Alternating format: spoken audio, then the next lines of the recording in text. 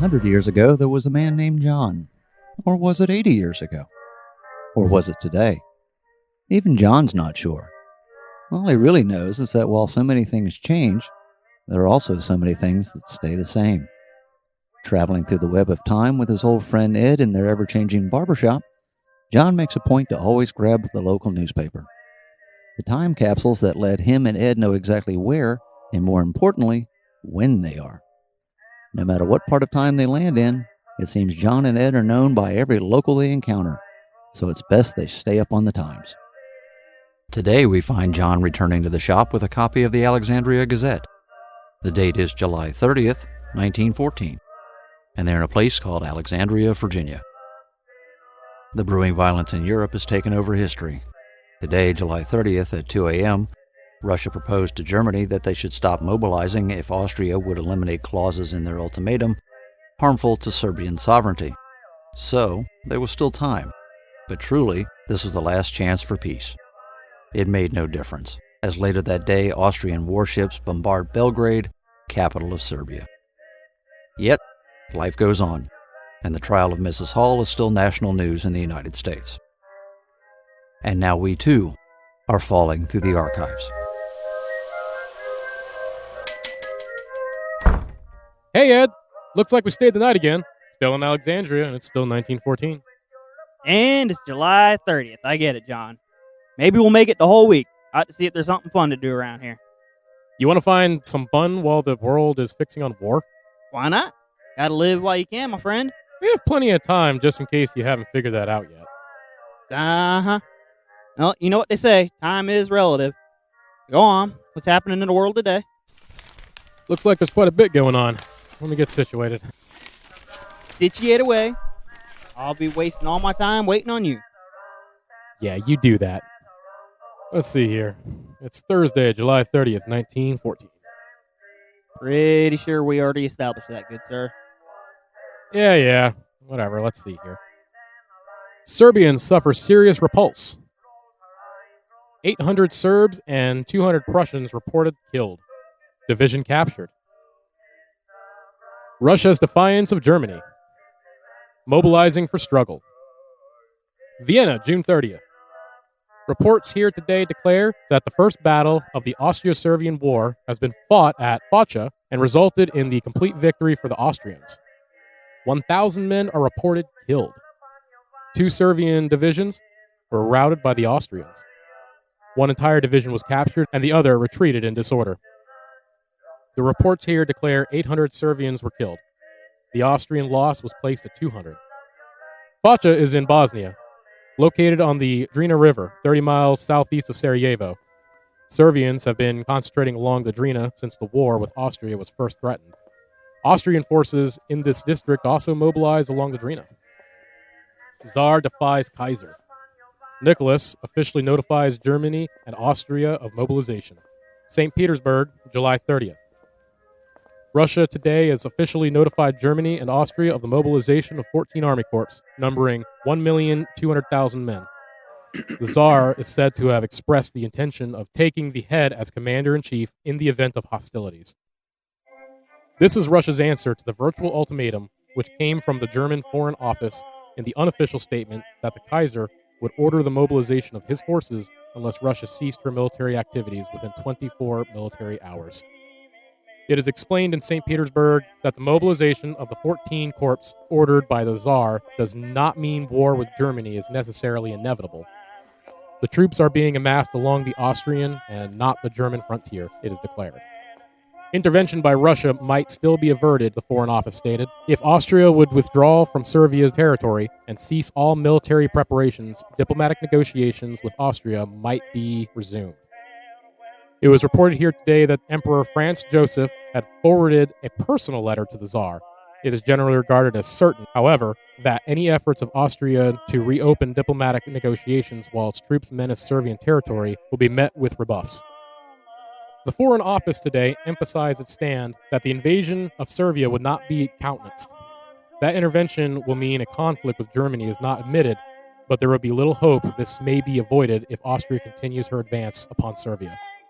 In addition to the mobilization of the 14 Army Corps, the Tsar today caused publication of a ukase calling thousands of reservists to colors.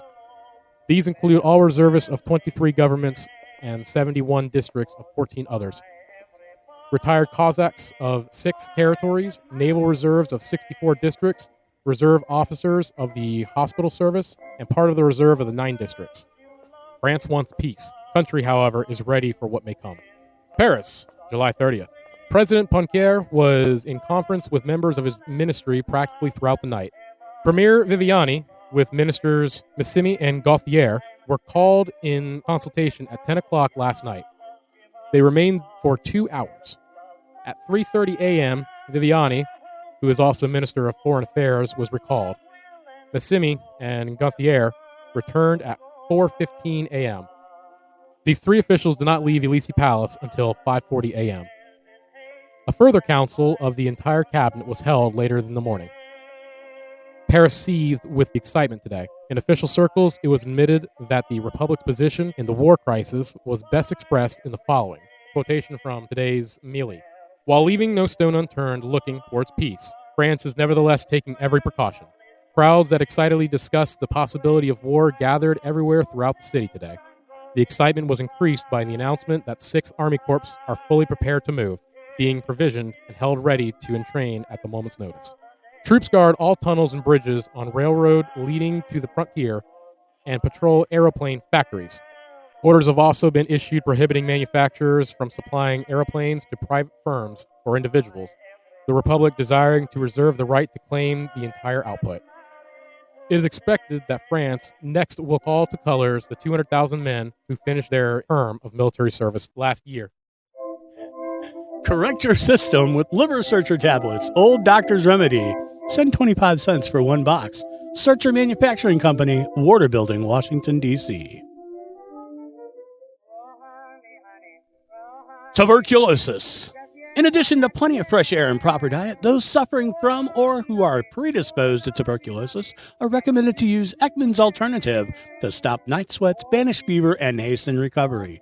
This medicine, by reason of its successful use during the past, warrants the fullest investigation possible by every sufferer.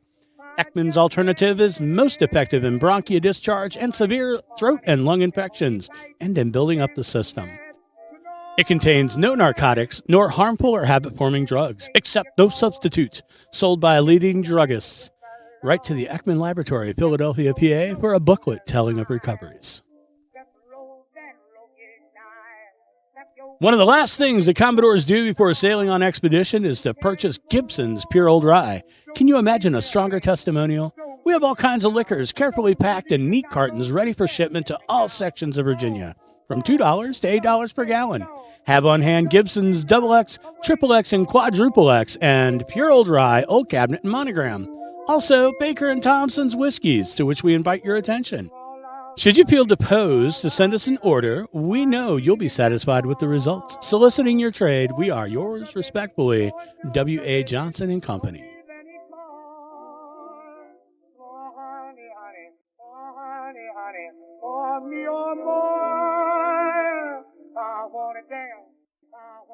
France wants peace, but they're ready with 200,000 men. They're going to need a lot more than that. Oh, no, that's the bitter truth. You and I both know how this turns out. I'll say it again. They're going to need a lot more men than that. Oh, no worries. They'll get plenty of men. Looks like they know what's coming. And even if they don't really know, listen to this. Big war orders for coal. European navies buying here in case Welsh supply is cut off. New York, July 30th. That the principal European powers likely to be involved in the Austro-Serbian War have placed orders in this country for large quantities of coal for their navies. It was confirmed by leading coal operators today.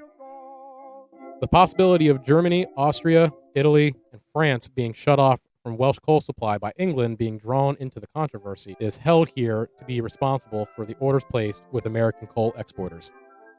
And there you go. Soon they'll be buying so much that they're going to need to buy it all on credit. Yep. Maybe we'll be in another time before all that. I don't know, man. I got a bad feeling we're here to see it all. That certainly could be, but believe me, it could be worse. We could be in Europe, up close and personal. Shut your mouth, man. Don't go wishing things like that on us. Nope, just being thankful. Well, here we go. Poor old Miss Hall. Miss Hall faces murder charge. Enters upon trial for killing her husband several months ago. Examine witness. Commonwealth's attorney and counsel for defense make formal statements to the jury. Louisa, Virginia, July 30th. White of face, but stern of heart, Miss Elizabeth A. Hall, charged with the murder of her husband, Victor K. Hall, on the dark morning of April 15th, entered yesterday upon her formal trial.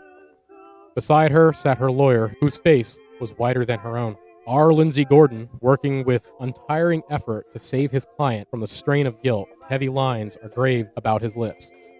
Next to him are seated his brother, Alexander T. Gordon, upon whom he often rests, and Hill Carter, the noted attorney from Richmond. Opposite from them are the Commonwealth's attorney, W.C. Bibb, and M.J. Fulton O'Flaherty and Beard. Miss Hall sits between. Sterling Hall, brother of the dead man, sits with the prosecution, while his father and mother give their support to the accused. It's a strange case. Ties of blood are wiped out and forgotten, and shelter is given to the lately alien head. And calmest among them all is the woman whose life or liberty the law may declare a forfeit. The jurymen were sworn, and the trial formally began, and Miss Hall was forced to listen to the indictment, and again she passed through the ordeal without a tremor. Commonwealth's attorney Bibb delivered the opening statement for the prosecution, declaring that it will appear from the evidence that the circumstances of the crime taken together as a whole will place the guilt upon Miss Hall. R. Lindsay Gordon replied, and he stated that not only would all the evidence be consistent with his client's innocence, but that it would go further and prove that innocence. He spoke gently and softly, as one who addresses friendly ears. He had held attention wholly undivided, and all in the courtroom listened. He was sorrowful rather than accusing. From his lips fell no criticism of those whose suspicion still rests upon Miss Hall. He appealed rather for consideration of all the circumstances surrounding the crime, circumstances in which he said will prove the innocence of the white-faced woman who sat beside him. The courthouse was packed with a crowd larger than any of these which have been seen here before. People from the countryside motored, drove, and walked to the courthouse this morning, and at an early hour, every seat was taken. Courthouse is packed. I'm thinking they're going to have to hang that poor woman just to keep the show going. Well, you wanted to find some entertainment. I'm thinking all those people are probably just looking for a bit of the same. Entertainment that might just get an innocent lady sent to death row. Fun, fun, fun. Oh, now, talk about getting entertained to death. Listen to this one, Ed. Sleeper shot friend. Drew gun from pillow, and in scuffle, it was discharged. Pittsburgh, Pennsylvania, July 30th. Tickling a friend's nose with a straw led to the death of Elman J. Lissy, 30 years old, of North Braddock. According to the report received by the coroner's office, Lissy visited his friend, John Quinton, and when he entered the house, he found Quinton in bed, dozing. Taking a straw, Lindsay began to tickle Quinton's nose. Awakened suddenly from his nap by irritation of a straw point, Quinton jumped out of bed, pulled his revolver from under his pillow, and, in a friendly manner, pointed it at Lissy, because that's friendly. The latter, thinking his friend overexcited and about to shoot, grappled with him, and in the scuffle, the revolver was discharged, the bullet entering Lissy's heart and instantly killed him. And that's why I always warn people about waking me up. What? When did you start sleeping with a pistol at the ready? As soon as I realize you might try to kill me in my sleep, make sure I lock my bedroom door at night, too. Now, what would make you think that I might want to kill you? Never mind all that now. You know what I want to know. Yeah, I do. You and your nosy self. Social and personal. Interesting news notes about people of Alexandria. Happenings in society. Robley D. Brumback, president of the Common Council, has gone to Luray, Virginia, for the balance of the summer. City Councilman and Miss Robert L. Monroe have gone to Atlantic City, where they will spend the next 10 days. Miss Ruth Lee Hugh is spending several weeks with relatives in Front Royal and Strasburg. Miss Grace Jones of New York City is on 2 weeks visit to Mr. and Mrs. Thomas Jacobs in South Lee Street. Miss Jones will leave the next week for Norfolk, at which place she will take the steamer for her home. Miss O'Leary and daughters, Anna and Helena, of Washington, D.C., accompanied by Miss Effie Clapdor, left Saturday for Old Point at Ocean View. Miss Clapdoor will leave there September 15th to join friends in Richmond for an indefinite time. Miss William Luther, accompanied by her stepdaughter, Miss Stella Lamont, and son, who have been visiting relatives and friends in the city, have returned to their home in Philadelphia. George W. Roth celebrated his 75th anniversary last evening at his home at Holly Hill, Fairfax County. His guests include all the children and grandchildren. Master Roger Clark of Fredericksburg has returned home after a visit to friends in the city. Miss Mary Carolyn is a guest of Miss Louise Mortimer of Charlottesville. I hear a lot of people really enjoy Atlantic City. Yeah, they must. You know what I think? I think it's a good thing people feel safe enough to let the whole town know they're going to be out of town. Always judging people. See, that right there, you get so suspicious. I can see you killing a person. Haha. Oh, yeah? Oh, no worries, old friend. I only go around killing people when they need it. Sure. Hey, you want to go see a baseball game tomorrow? Heck yeah, man. Who's playing? Game tomorrow.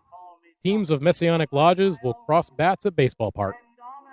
Tomorrow, Friday, July 31st at 4 p.m., Alexandria Washington Lodge and Andrew Jackson Lodge of the Masons will cross bats at the local baseball park.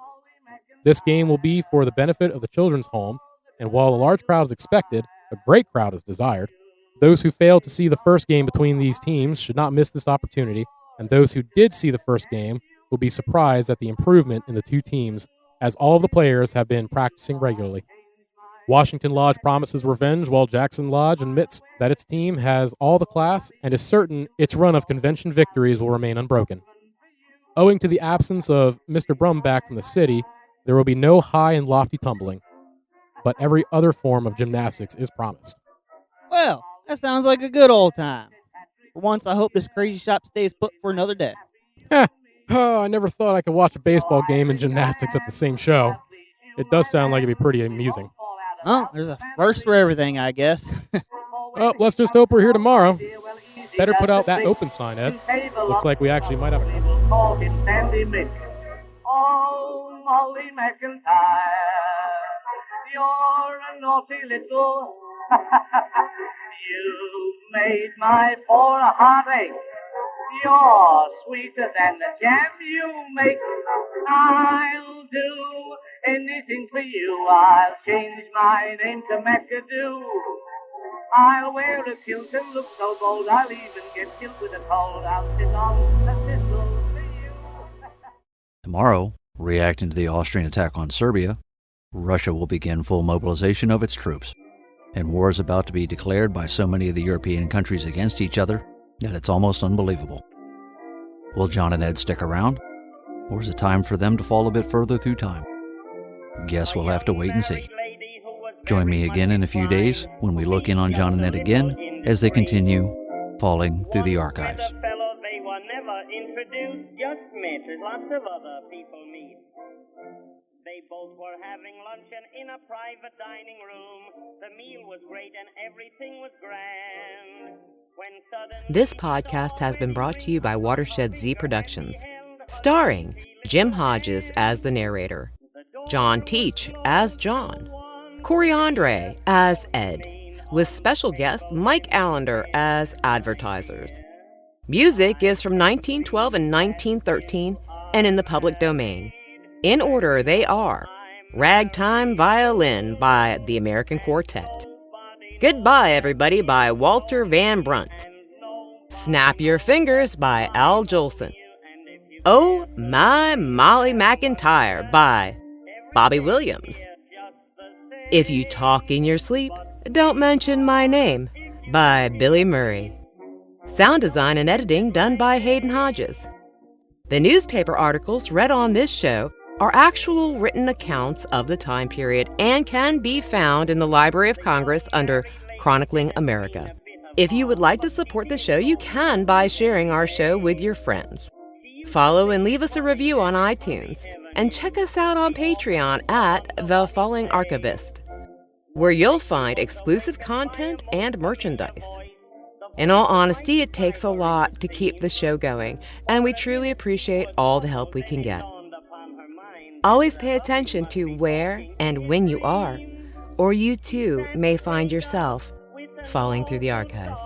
For she knew every word that he said by heart. I can see that you are married, and you know I'm married too. And nobody knows that you know me, and nobody knows that I know you. And if you care to, we'll have luncheon every day here just the same. But sweetheart, if you talk in your sleep, good Lord, don't mention my name.